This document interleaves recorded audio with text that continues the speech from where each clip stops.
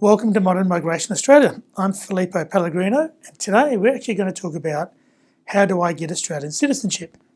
So first off, if your parents are Australian and you're born in Australia, you're an Australian citizen. We all know that, so that's not a major issue.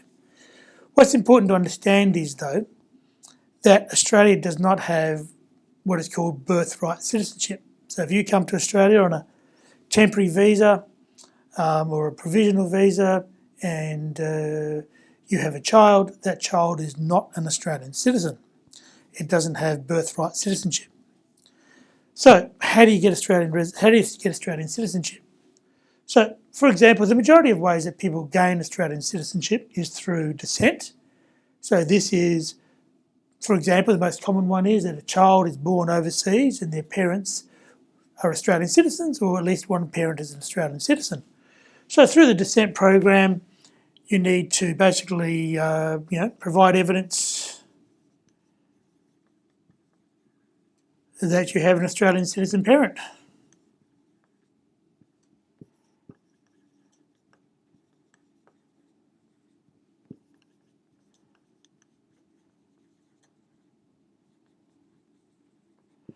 Now, that sounds easy enough. However, the Department of Home Affairs and the Office of Citizenship has actually made this process a little bit harder. And generally speaking, you will need to usually provide a DNA sample to prove that you are indeed an Australian, born to an Australian citizen. But even that said, there have been cases where applicants who are truly descendants of Australian citizens have actually been denied citizenship. Now, this gets really messy and complicated, but it's still quite rare. However, generally speaking, citizenship by descent is a relatively straightforward process, and it just simply requires proof that you have a parent who's an Australian citizen. Now, the most common way is through people who apply through the permanent visa program. So what would basically happen is, for example, a person may make an application for permanent residence either directly or after they have qualified through a student visa and graduate visa pathway, they become a permanent resident. So after 4 years of living in Australia,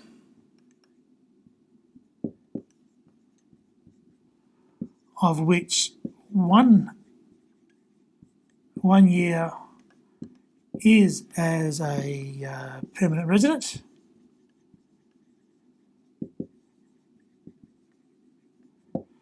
you can apply for citizenship.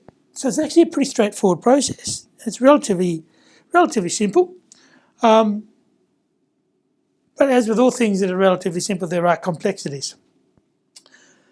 So effectively, for a person who's, for example, who's been a student in Australia who goes through the graduate program or is able to get permanent residence directly after graduating, they basically live in Australia for 1 year and then you apply for citizenship.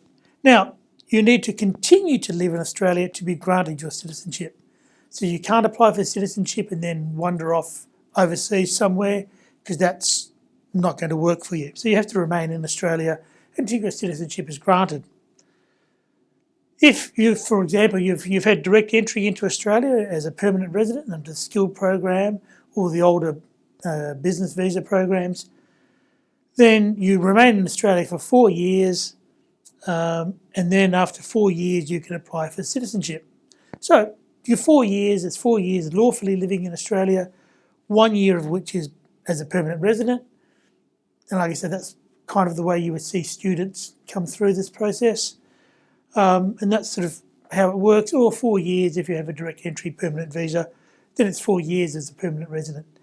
Now, as with all things to do with Australian visas, the character requirement is extremely strict.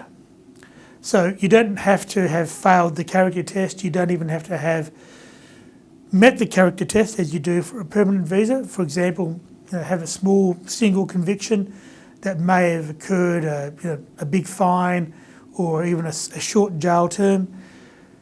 Under the citizenship character test, that is enough to exclude you from being a citizen. In fact, even if you've been charged and acquitted of particular crimes, that can be in itself sufficient to deny you citizenship.